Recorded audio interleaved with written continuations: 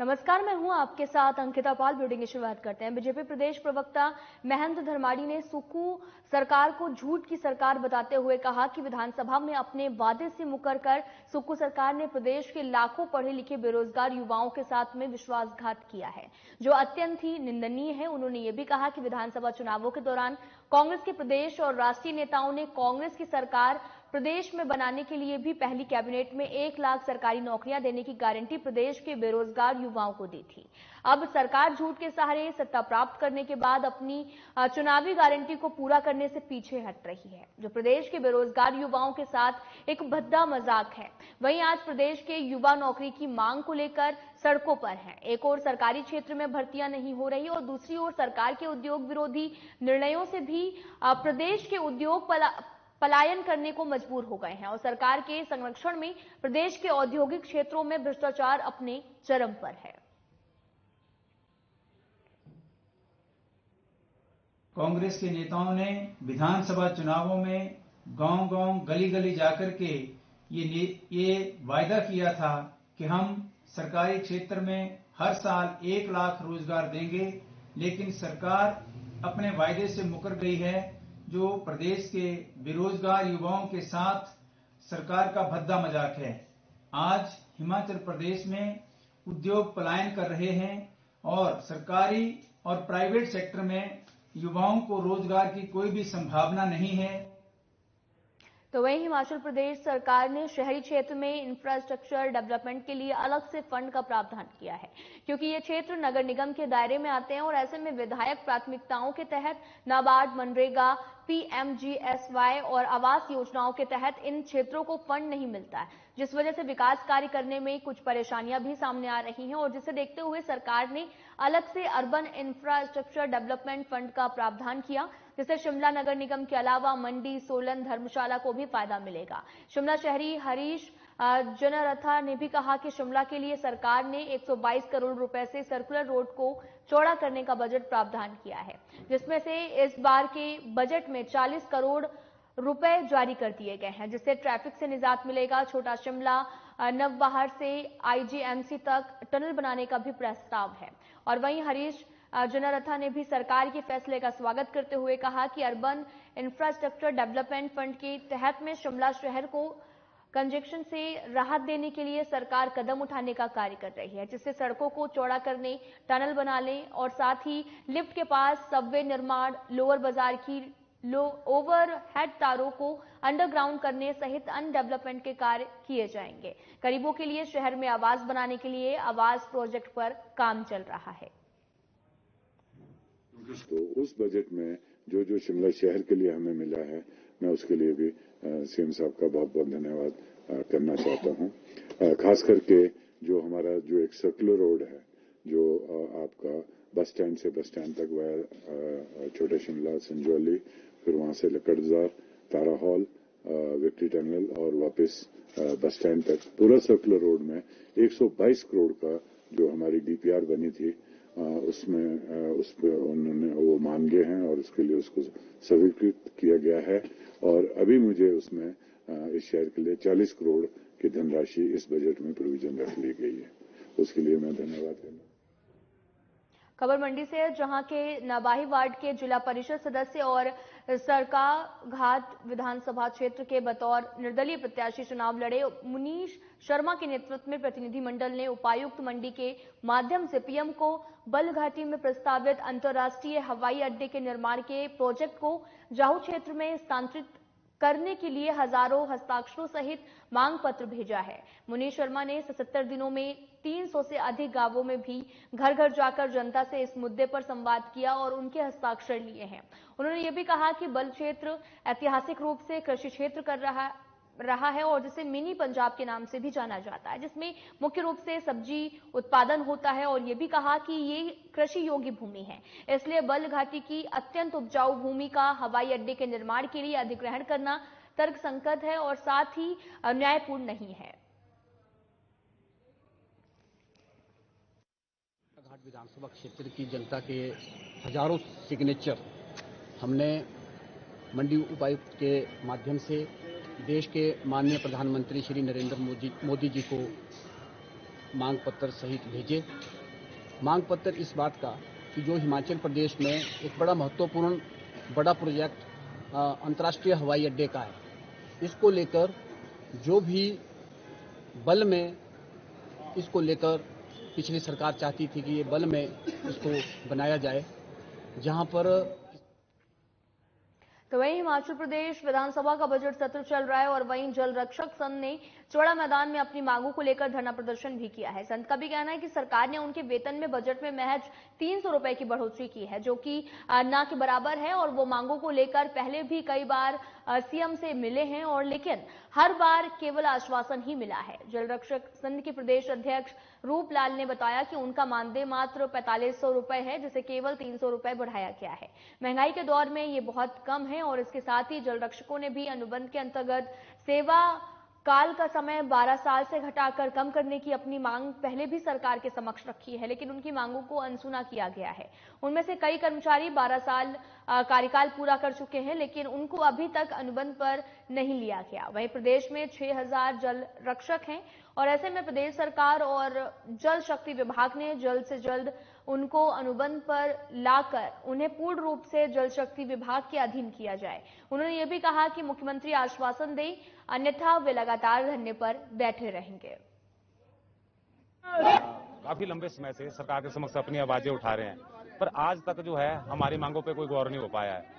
माननीय मुख्यमंत्री जी ने, उप मुख्यमंत्री जी ने हमें पूरा आश्वासन दिया था कि आपकी पॉलिसी को जो है 12 बस से घटा के कम किया जाएगा, पर आज तक जो है हमारी पॉलिसी जो है कम नहीं हो पाई है, और हमारा वेतनमान भी केवल इस बस सत्र में 300 रुपए बढ़ाया गया है, और 300 रुपए बचत से हम अपने परिवार का पालन पोषण किस प्रकार से करेंगे।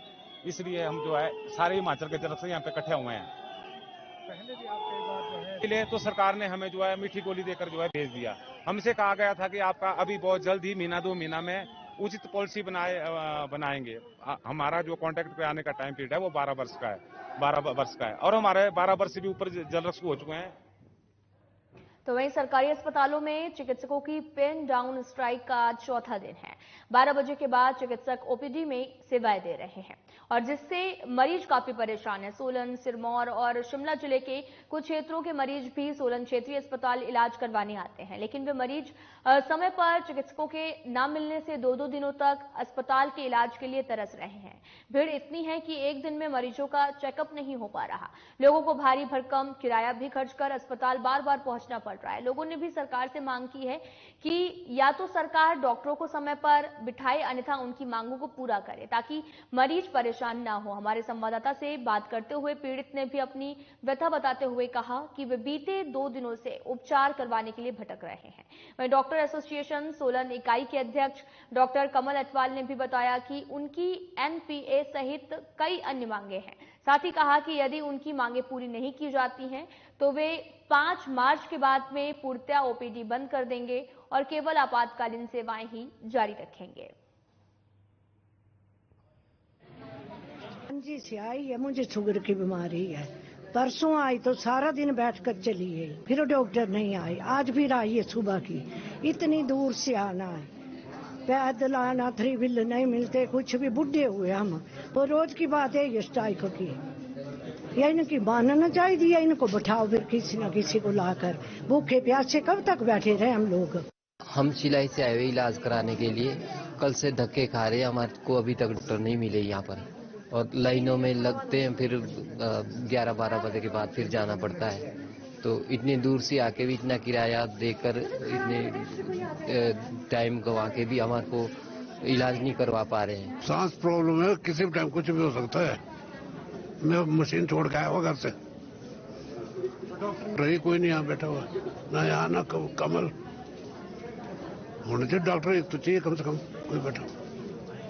3 में से 1 तो चाहिए मौके पर। धर्मपुर से आया हूँ जी, और कल से लगा हूँ लाइन में, और कल भी 2 बजे मेरे को भेज दिया था भी कल आना। अब आज भी सुबह से खड़े हैं, तो बड़ी परेशानी है। प्राइवेट जॉब करता हूँ मैं, और 2 दिन से छुट्टी ली है, और अभी भी डॉक्टर नहीं है। अभी तो पहले प्लानिंग यही है कि गवर्नमेंट यदि इस पे संज्ञान नहीं लेती है तो हम इसका टाइम पीरियड बढ़ा सकते हैं, और हमने एक नोटिस भी दे रखा है गवर्नमेंट को कि यदि ऐसा नहीं हो पाया तो 5 तारीख के बाद कभी भी हम जो है, तो 5 का ही प्रोग्राम था कि 5 को हम मास कैजुअल लीव शुरू कर देंगे। तो बढ़ते हैं आगे। जिला सिरमौर की चारों टॉल इकाइयों की नीलामी 29 करोड़ 45 लाख रुपए में हुई है। पिछले साल की तुलना में ये बोली लगभग 23% अधिक रही। काला अंब और मीनस यूनिट जहां पर जगजीत सिंह को मिली है, और वहीं बहरहाल और आपको बताते चलें कि स्काईलाइन इंफ्रास्ट्रक्चर विनोद मलिक को गोविंद घाट यूनिट मिली। जिला दंडाधिकारी सुमित खिमटा की देखरेख में ये नीलामी की गई। चारों यूनिट का आरक्षित मूल्य 26 करोड़ 14 लाख 42,611 रुपए निर्धारित किया गया था। अतिरिक्त जिला दंडाधिकारी LR वर्मा, अतिरिक्त उपायुक्त साउथ जोन विवेक कुमार, उपायुक्त राज्य कर और आबकारी मुख्यालय शिमला से अनुपम कुमार सिंह समेत कई अधिकारी उपस्थित रहे।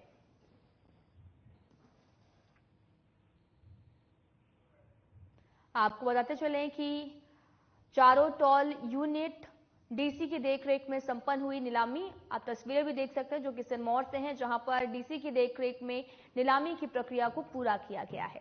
और साथ ही आपको बताते चलें कि सिरमौर में डीसी की देखरेख में नीलामी संपन्न हुई है। चारों टॉल इकाइयों का कार्य जो है वो संपन्न हो गया है। डिस्ट्रिक्ट सिरमौर में जिला दंडाधिकारी समेत कई अधिकारी भी यहां पर मौजूद रहे हैं। आज सिरमौर जिला के गौरतरी के टोल बैरियर हैं, उनकी ऑक्शन की प्रोसेस चली और उस प्रोसेस के अनुसार बोलीदाताओं ने, जो हमारे क्वालिफाइड बोलीदाता थे, उन्होंने बोलियां दी है। इसमें हमारे चारों बैरियर की जो स्थिति है, पिछले जो बेस प्राइस रखा था वो करीब 26 करोड़ 14 लाख रुपए रिजर्व प्राइस रखा था, और हमें जो इस बार बोलीदाताओं से बोली मिली है वो 29 करोड़ 45 लाख 53,000 रुपए के करीब हमें बोली मिली है, जो कि पिछले की अपेक्षा लगभग 23% अधिक है। हिमाचल प्रदेश राज्य स्तरीय मास्टर बैडमिंटन चैंपियनशिप धर्मशाला में संपन्न हो गई है। समापन समारोह की अध्यक्षता जल शक्ति विभाग के मुख्य अभियंता सुरेश महाजन के ओर से की गई और विजेताओं और उप विजेताओं को सम्मानित भी किया गया। प्रतियोगिताओं के खेले गए फाइनल मुकाबले में भी पुरुषों के 35 साल आयु में कांगड़ा के गौरव कपूर कांगड़ा के ही पंकज जसवाल को भी हराकर हिमाचल चैंपियन बने, और इसी आयु वर्ग के पुरुषों के डबल मुकाबले में शिमला के हिमांशु परमार और सनी पापटा की जोड़ी योगेश और गौरव की जोड़ी को हराकर चैंपियन बने। इसी आयु वर्ग के महिलाओं के फाइनल में कुल्लू की भी डिंपल शर्मा कांगड़ा की आराधना गुलेरिया को भी हराकर हिमाचल चैंपियन बनी है। साथ ही इसी आयु वर्ग के महिला डबल मुकाबले में डिंपल और पिंकी रॉय की जोड़ी विजेता और हर्षिता और निशा की जोड़ी उप विजेता बनी है। आपको बताते चले कि खबर धर्मशाला से है, जहां पर विजेताओं और उप विजेताओं को सम्मानित किया गया। महिलाओं में डिंपल शर्मा ने जीत हासिल की है। नेताओं और उप विजेताओं को भी यहां पर सम्मानित किया गया है और महिलाओं में डिंपल शर्मा ने ये जीत हासिल की है। आप तस्वीरें भी देख सकते हैं, जहां पर राज्य स्तरीय मास्टर बैडमिंटन चैंपियनशिप का आयोजन किया गया, जिसका समापन भी हो चुका है, और जो भी विजयी रहे उनको सम्मानित भी किया गया। और सम्मान में आपको बताते चलें कि ये जो पूरा कार्यक्रम है वो धर्मशाला में रखा गया, जहां पर महिलाओं में डिंपल शर्मा ने जीत दर्ज की है। देखिए, ये जो कांगड़ा डिस्ट्रिक्ट बैडमिंटन एसोसिएशन ने ये जो स्टेट लेवल का एक टूर्नामेंट हुआ है, इसमें लगभग 160 लोगों ने पार्टिसिपेट किया है, और इसमें 35 वर्ष से लेके 71 ईयर्स तक के लोगों ने पार्टिसिपेट किया है।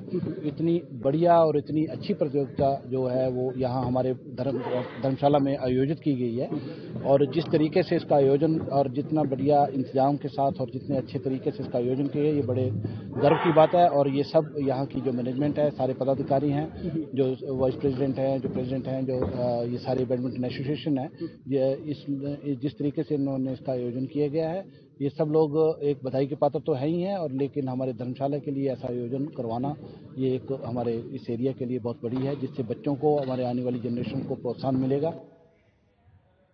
फिलहाल इस बुलेटिन में इतना ही। नमस्कार।